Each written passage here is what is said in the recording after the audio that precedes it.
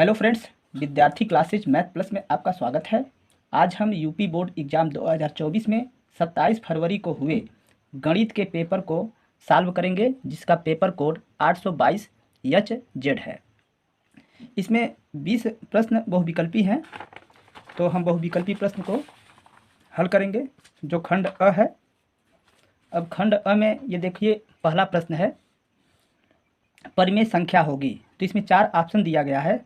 Option number A है कर्ण में 2, B कर्ण में 3, सी कर्ण में 9 और डी कर्ण में 7। तो इसमें परिमेय संख्या हमें बताना है। हम देख रहे हैं यहाँ पे कर्ण में 9 का वर्गमूल जो है हमारा 3 होता है, तो ये 3 जो है हमारा परिमेय संख्या है, इसलिए इसमें ऑप्शन नंबर सी जो है सही है। इस प्रश्न पत्र में हिंदी और अंग्रेजी दोनों में प्रश्न दिए हैं, तो हम हिंदी वाले प्रश्न को सॉल्व करते हैं। तो इसके प्रश्न संख्या हम 2 पे आते हैं, जिसमें कह रहा है किसी द्विघात समीकरण y बराबर ax square plus b x plus c a is not equal to 0 के ग्राफ का आकार होगा। इसमें इसका आकार जो है परवलयाकार होगा। इसमें ऑप्शन नंबर ए हमारा सही है। अब इसके प्रश्न संख्या हम 3 पे आते हैं, जिसमें कह रहा है समीकरण निकाय x बटे ए बराबर y बटे बी, ए एक्स प्लस बी वाई बराबर a square plus b square में y का मान होगा। इसमें हमें y का मान निकालना है, तो यहाँ पर हम x बटे ए बराबर y बटे बी से हम यहाँ पे x का मान निकालते हैं, तो यहाँ x बराबर a बटे बी वाई होगा। इसे समीकरण 1, यहाँ पे x का मान जो है इस समीकरण में हम रख देंगे। तो यहाँ पे इसमें मान रखेंगे तो a गुणे x की जगह पे b बटे a बटे b y plus b y बराबर a square plus b square.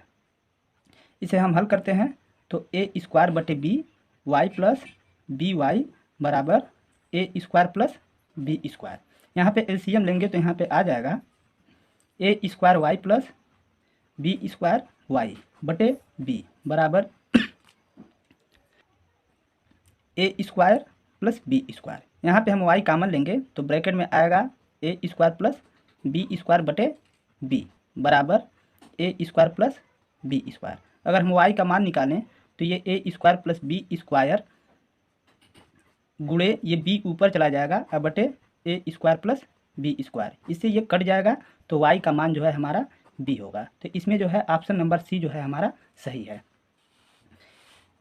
इसमें प्रश्न संख्या 4 है, कह रहा है यदि समीकरण x square minus 4x plus a बराबर 0 के कोई मूल नहीं है, तो यहाँ पे इस समीकरण का कोई मूल नहीं है, तो ए का वैल्यू क्या होगा इसे हमें बताना है। तो यहाँ पे जब इस समीकरण का कोई मूल नहीं है तो ये बी स्क्वायर माइनस 4ac जो होता है ये 0 से छोटा होता है।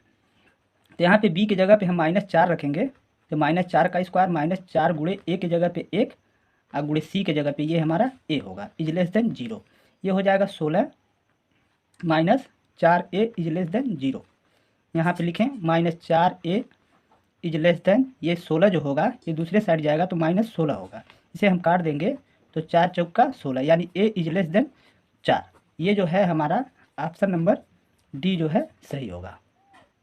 अब हम इसके अगले प्रश्न 5 पे आते हैं, जिसमें कह रहा है अनुक्रम कर्ण में 2, 2 कर्ण में 2, 3 कर्ण में 2 डॉट डॉट डॉट दिया है का 10वां पद होगा।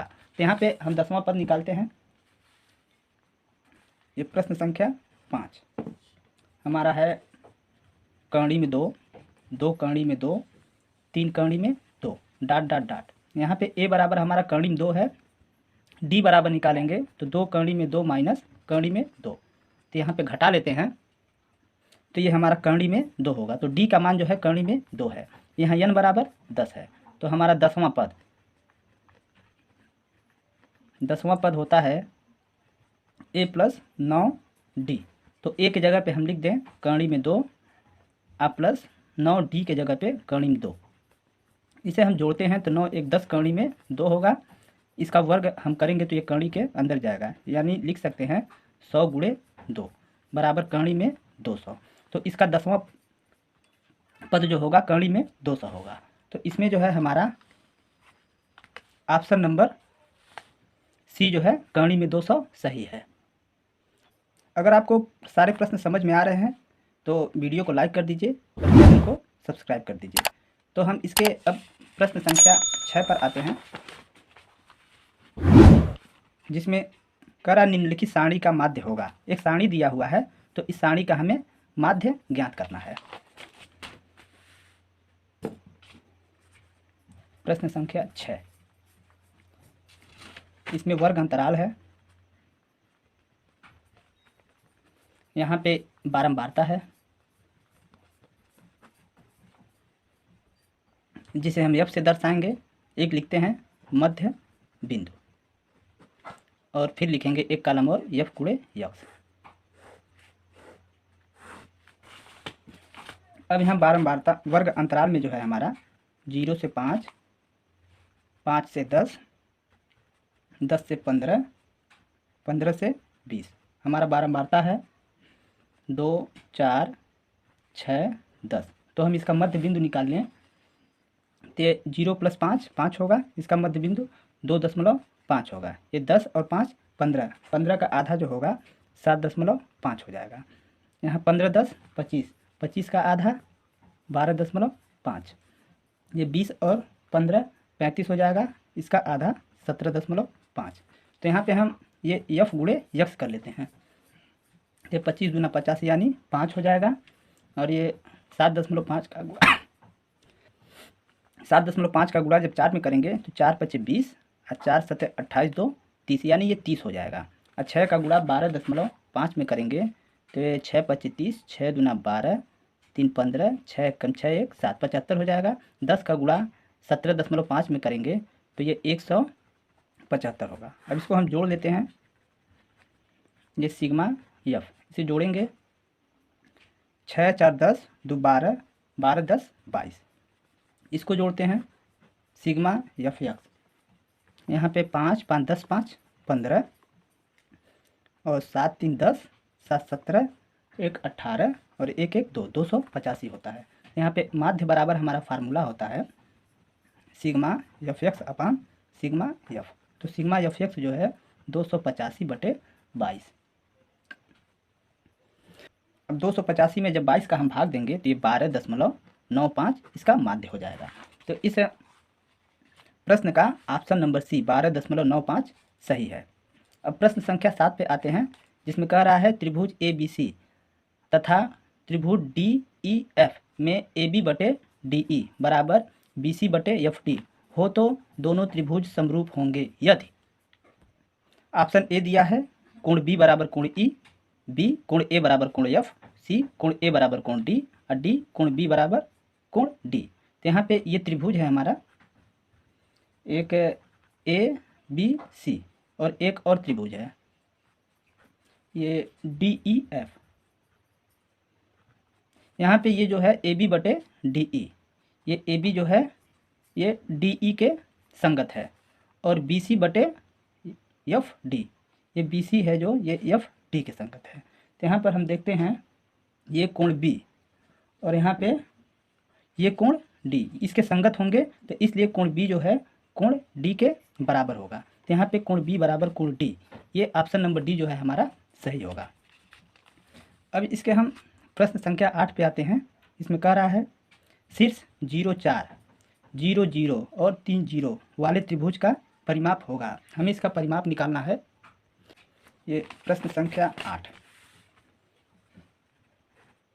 एक त्रिभुज है ABC, इसका निर्देशांक जो है एक है हमारा 0 4 और एक है 0 0 और एक है 3 0। तो हमें इसमें इसके बीच की दूरी जो है निकाल करके इसको जोड़ देना है।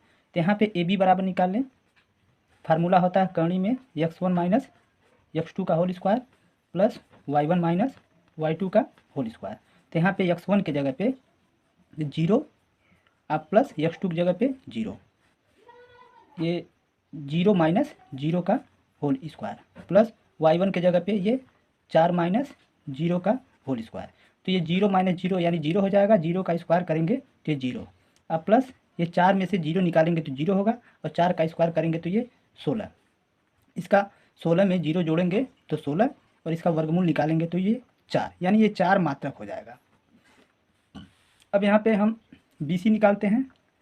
तो BC बराबर ये x1 - x2, यानी 0 माइनस 3 का होल स्क्वायर प्लस 0 माइनस 0 का होल स्क्वायर। तो 0 माइनस 3 का जब होल स्क्वायर करेंगे तो ये 9 होगा और प्लस ये 0। अब 9 में जब 0 जोड़ेंगे तो ये 9 होगा, 9 का वर्गमूल 3, यानी ये 3 मात्रक होगा। अब यहाँ पे हम AC निकालते हैं, तो यहाँ पे x1 माइनस x2 यानी 0 माइनस 3 का स्क्वायर अब प्लस ये 4 माइनस 0 का स्क्वायर। तो 0 माइनस 3 का स्क्वायर करेंगे तो ये 9 होगा अब प्लस ये 4 माइनस 0 का स्क्वायर करेंगे तो 16, 16 9 25, 25 का वर्गमूल 5 मात्रक। अब इस त्रिभुज का परिमाप, जब त्रिभुज का परिमाप निकालना है तो इसके तीनों भुजा को हमें जोड़ देना है। ये 4 और प्लस 3 और प्लस 5, तो 4 प्लस 3 प्लस 5, 4 3 7 5 12, यानी इसका जो है परिमाप 12 मात्रक हमारा आंसर हो जाएगा। तो इसमें जो है ऑप्शन नंबर सी हमारा सही होगा। अब इसके प्रश्न संख्या 9 पे आते हैं, जिसमें कह रहा है 3 tan a बराबर 4 हो तो sec a का मान ज्ञात कीजिए। यहाँ पे देखिए 3 जब दूसरे साइड आएगा तो ये tan a बराबर 4/3 होगा। चूँकि हमारा फार्मूला होता है sec स्क्वायर a बराबर 1 प्लस tan स्क्वायर a, तो यहाँ पे 1 प्लस tan के जगह पे हो जाएगा 4/3 का स्क्वायर। अब यहाँ पे 1 प्लस इसका वर्ग करेंगे तो यहाँ पे 16/9, अब ये हो जाएगा 9 एक कम 9 और 16 में जोड़ देंगे तो ये 25/9। अब जब यहाँ पे सेक ए निकालेंगे, सेक ए, तो 25/9 का वर्गमूल हो जाएगा यानी 5/3। तो इसमें जो ऑप्शन नंबर ये डी, ये 5/3 हमारा सही होगा। अब हम इसके अगले प्रश्न संख्या 10 पे आते हैं, जिसमें कह रहा है tan अल्फ़ा प्लस काट अल्फ़ा बराबर 5 हो तो tan स्क्वायर अल्फ़ा प्लस काट स्क्वायर अल्फ़ा का मान होगा। प्रश्न संख्या 10 यहाँ पे दिया है tan अल्फ़ा प्लस काट अल्फ़ा बराबर 5। यहाँ पे हम दोनों पक्षों का वर्ग कर देंगे, तो tan अल्फ़ा प्लस काट अल्फ़ा का होल स्क्वायर, 5 का वर्ग करेंगे तो ये 25 हो जाएगा। इसे a प्लस बी के होल स्क्वायर में तोड़ते हैं तो tan स्क्वायर अल्फ़ा प्लस काट square alpha plus 2 tan alpha into काट अल्फ़ा बराबर 25। ये tan स्क्वायर अल्फ़ा प्लस काट स्क्वायर अल्फ़ा प्लस ये 2 गुणे ये tan इंटू काट अल्फ़ा बराबर होगा ये 1 बराबर 25। अब यहाँ पे जब इसे पाछांतर करेंगे तो tan स्क्वायर अल्फ़ा काट स्क्वायर अल्फ़ा बराबर ये 25, ये दूसरे साइड जाएगा 2 एक कम 2 यानी ये -2 हो जाएगा। 25 में से 2 को घटाएंगे तो ये 23, यानी इस प्रश्न संख्या 10 में जो है हमारा ऑप्शन नंबर सी 23 ये सही है। अब हम इसके अगले प्रश्न संख्या 11 पे आते हैं, जिसमें कह रहा है यदि साइन थीटा बराबर कोसेक थीटा तथा 0 is less than equal to 0 is less than equal to π/2 तो थीटा का मान ज्ञात कीजिए। यहाँ पे देखिए इसे हम ये sine theta is equal to cosec theta को बदल देते हैं तो 1 ये साइन थीटा होगा, इसका तिरछा गुणा कर दें तो sine square theta is equal to 1। अगर हम ये साइन थीटा होगा, ये स्क्वायर जब हटेगा तो 1 का जो है वर्गमूल निकल जाएगा यानी 1 हो जाएगा। अब ये साइन थीटा बराबर 1 जो है हमारा साइन 90 अंश का मान होता है, दोनों तरफ का साइन हटेगा तो थीटा बराबर 90। तो इस प्रकार इस 90 को हम लिख सकते हैं π/2। तो इसमें जो ऑप्शन नंबर सी जो है हमारा π/2 ये सही है। अब हम अगले प्रश्न 12 पे आते हैं, जिसमें कह रहा है यदि sine theta minus cos theta बराबर 0 तो साइन पर 4 थीटा और प्लस कास पे 4 थीटा का मान होगा। ये प्रश्न संख्या 12, sine theta minus cos theta बराबर 0। इसे हम दूसरे साइड करें तो लिख सकते हैं साइन थीटा बराबर कास थीटा, ये कास थीटा इधर आएगा तो साइन थीटा बटे कास थीटा बराबर 1। तो ये साइन थीटा बटे कास थीटा बराबर होता है हमारा tan थीटा बराबर 1। तो ये जो है यहाँ पे थीटा बराबर 45 अंश हो जाएगा। अब हमें मान निकालना है यहाँ पे साइन पर 4 थीटा प्लस कास पे 4 थीटा।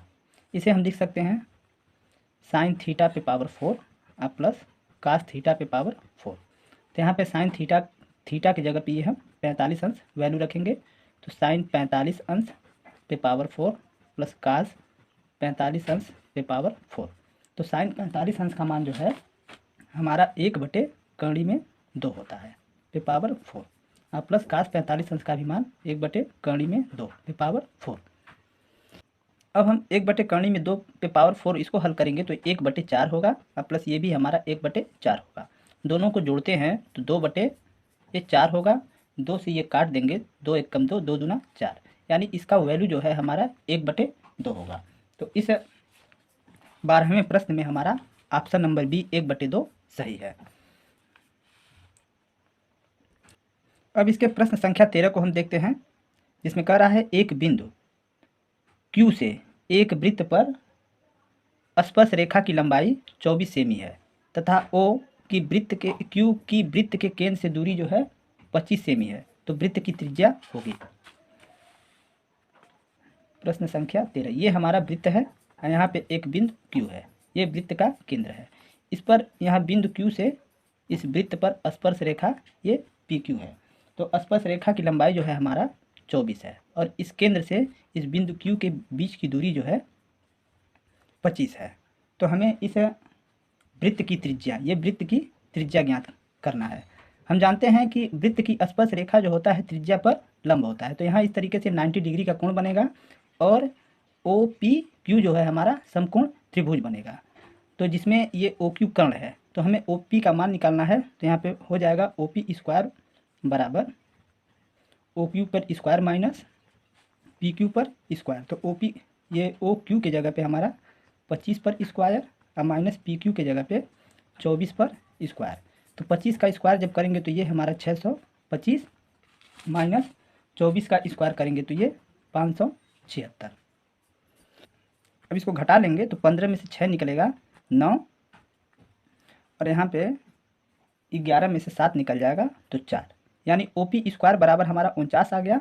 तो ये OP बराबर 49 का वर्गमूल निकालेंगे तो ये 7 सेमी, यानी इसका इस प्रश्न संख्या 13 में ये ऑप्शन नंबर ए जो है 7 सेमी हमारा सही होगा। अब हम इसके अगले प्रश्न संख्या 14 पर आते हैं, जिसमें कह रहा है यदि एक बिंदु P से O केंद्र वाले किसी वृत्त पर PA और PB स्पर्श रेखाएं परस्पर 80 अंश के कोण पर झुकी हो तो कोण POA होगा। ये प्रश्न संख्या 14 है। यहाँ पर एक वृत्त है जिसका ये केंद्र O है। यहाँ पे कह रहा है एक बाह्य बिंदु यहाँ P से, इस पर 2 स्पर्श रेखा इस प्रकार हैं। इसे मानते हैं ये क्या है, PA और PB, ये 80 अंश के कोण पर झुके हैं। तो यहाँ पे हमें इसे मिला लें, हमें ज्ञात करना है POA, ये इसको O से P को मिला देते हैं, ये POA, ये कोण हमें ज्ञात करना है। अब एक चीज़ जान लेते हैं हम, ये जो वृत्त की त्रिज्या और ये स्पर्श रेखा है ये क्या है, हमारा लंब है, तो ये 90 डिग्री का कोण बनेगा। और ये जो है OP जो है इस कोण को समद्विभाजित करता है तो ये 40 अंश का कोण बनेगा। तो एंगल हमारा POA बराबर 180 में से हम घटा देंगे ये 90 प्लस 40, तो ये 180 अंश माइनस 90 और 40 130। 180 में से 130 को हम जब घटाएंगे तो ये हमारा 50, ये हमारा आंसर हो जाएगा। यानी इस प्रश्न संख्या 14 का हमारा ऑप्शन नंबर बी सही है। अब प्रश्न संख्या 15 पे देखते हैं, कह रहा है R त्रिज्या वाले वृत्त के उस त्रिज्यखंड का क्षेत्रफल जिसका कोण थीटा होगा। तो यहाँ पे चूंकि त्रिज्यखंड का क्षेत्रफल जो होता है हमारा थीटा बटे 360 गुणे ये पाई R स्क्वायर है। तो यहाँ पे थीटा बटे 360 2 पाई R स्क्वायर है, तो ये तो है नहीं हमारा। अब इसमें हम अगर दोनों ये ऊपर और नीचे गुणा करते हैं तो थीटा बटे ये 700, 360 में 2 का गुणा करेंगे तो 720, तो ये हो जाएगा 2 पाई R स्क्वायर। तो ये जो है ऑप्शन नंबर बी जो है हमारा सही होगा। अब हम प्रश्न संख्या 16 पे आ जाते हैं, 16 में कह रहा है एक ठोस पाइप का व्यास 4 सेमी है तथा उसकी लंबाई 20 सेमी है। पाइप में प्रयुक्त धातु का आयतन होगा। अब यहाँ पे एक पाइप है, ये प्रश्न संख्या 16। एक इस तरीके से बेलनाकार हमारा पाइप है। इस पाइप का व्यास जो है ये 4 सेमी है और इसकी लंबाई जो है ये 20 सेमी है। तो इस पाइप में जो धातु लगा है उसका आयतन हमें ज्ञात करना है। अब यहाँ पे व्यास जो दिया है हमारा 4 सेमी, तो त्रिज्या जो है r बराबर ये 2 सेमी होगा। तो यहाँ पे पाइप में धातु का आयतन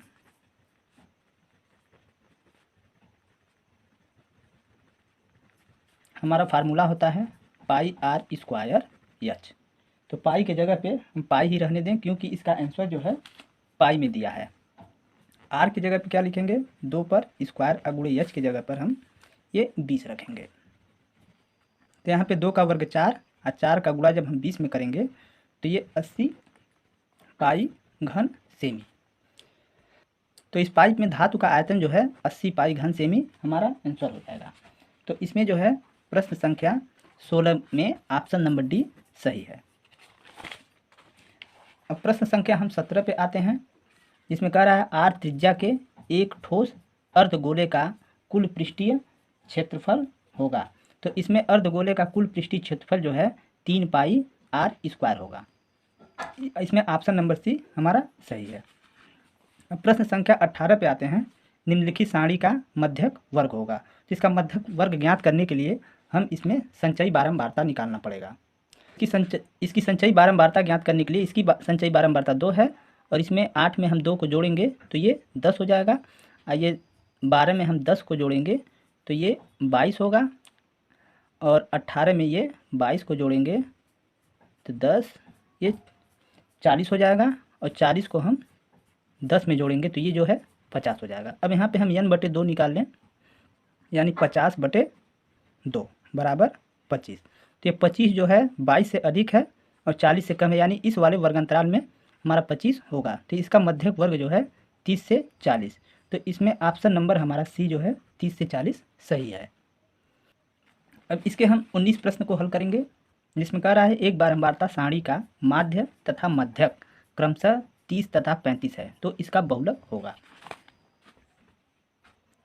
ये प्रश्न संख्या 19। हमारा बहुलक बराबर फार्मूला होता है 3 मध्यक माइनस 2 माध्य। तो यहाँ पे 3 गुणे, इसमें जो है हमारा मध्यक जो है 35 है, तो 3 गुणे 35 माइनस 2 गुणे माध्य जो है हमारा 30 है। अब 35 में हम 3 का गुणा करेंगे, 3 × 5 = 15, 3 × 3 = 9, 1 × 10, जो ये हमारा 105 हो गया। और 2 का गुणा 30 में करेंगे तो ये 60 हो जाएगा। 105 में हम 30 को घटाते हैं तो 5 हो जाएगा। 10 में से 6 को निकालेंगे तो ये 4 हो जाएगा, यानी इसका बहुलक जो है 45 हो जाएगा। तो इसमें जो है प्रश्न संख्या 19 में हमारा ऑप्शन नंबर बी जो है सही है, 45। अब प्रश्न संख्या 20 जो है ये हमारा इस खंड अ का लास्ट प्रश्न है, जिसमें कह रहा है यदि एक घटना निश्चित रूप से घटती है तो इसकी प्रायिकता है। अगर ये घटना जो है निश्चित रूप से घट रही है, तो जब घटना निश्चित रूप से घटती है तो उसकी प्रायिकता हमारा 1 होता है। तो इसमें ऑप्शन नंबर डी सही है। आशा है हमें कि आप लोगों को ये वीडियो पसंद आया होगा। तो एक बार